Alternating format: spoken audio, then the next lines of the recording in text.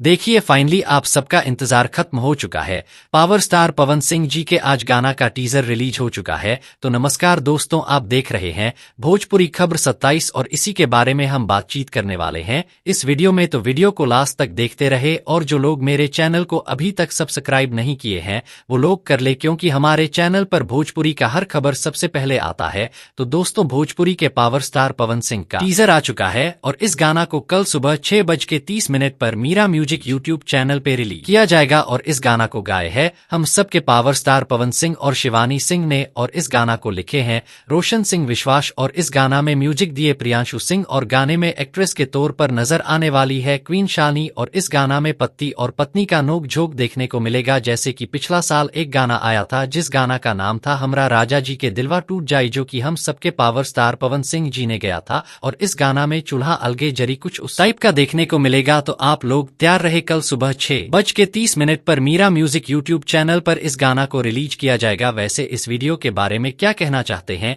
नीचे दिए गए कमेंट बॉक्स में कमेंट करें। धन्यवाद दोस्तों।